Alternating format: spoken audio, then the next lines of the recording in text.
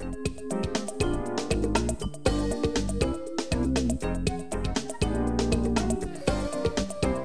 back to STL TV Live. I'm Janelle Higgins. Joining me now in the studio is Elizabeth Pickard with the Missouri History Museum. Elizabeth, thanks so much for joining us today. Thank you for having us. Yeah, we're always happy to have you guys on. And for people that don't know much about the History Museum, will you just tell us a little bit about it and what you guys do on a daily basis? Sure. The Missouri History Museum is located in Forest Park. We have free general admission to most of our standing exhibits, including one special exhibit called Underneath It All, which is about the history of underwear. That's open through January 27th.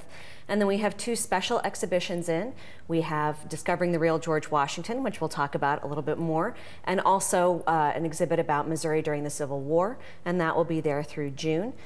Those are paid exhibits, but they're free to city and county residents on Tuesdays. Oh, okay. So if you don't necessarily want to pay the money, you can always come on a Tuesday. That's right, and we're open late on Tuesday till 8 o'clock. Oh, wow. So you really make it easy for people then, it sounds like. We do our best.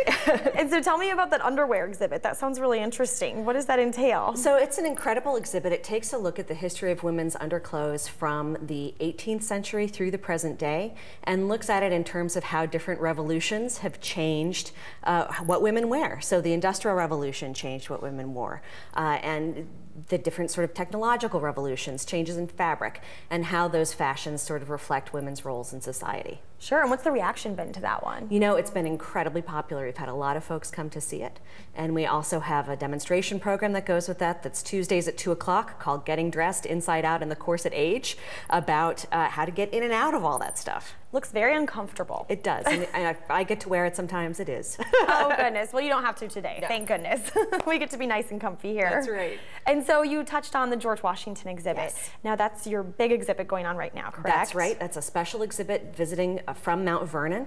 We're really excited to have it. It features some wax models that were meticulously constructed based on forensic evidence, based on what George Washington looked like in portraits, and we really think that they are as close as you're ever going to get to seeing what the real George Washington looked like. And there are 3 of them from different points in his life, one from his time as a surveyor, once as the commander of the Continental armies, and then once at his inauguration as our first president. Wow, so it sounds really interesting. What's the reaction been to this so far? You know, it's been very popular. I have to say, I think probably the favorite thing that is in the exhibit are actually the only complete set of Washington's dentures, which are coming up right here on the screen. Oh my goodness. They are not made of wood, contrary to popular belief.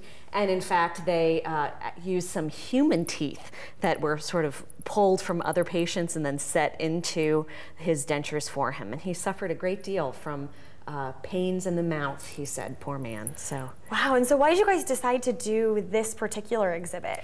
Well, you know, I think George Washington as our first president is, of course, one of our most famous historical figures. But I think the approach to Washington in this one, we all know myths about George Washington. We know about his wooden teeth or chopping down the cherry tree.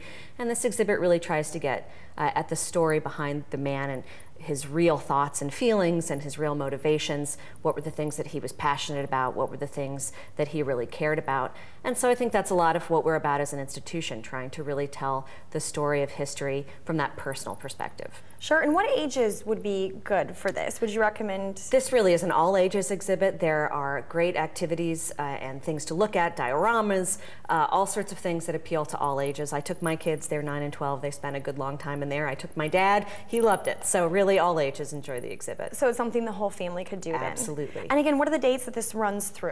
This is open until January 21st, 2013, so catch it while you can. Sure, maybe a good thing to do over the winter break. Absolutely, and we've got a lot going on. We sure do, and I'm excited to talk about all that, but we have to take a quick break here.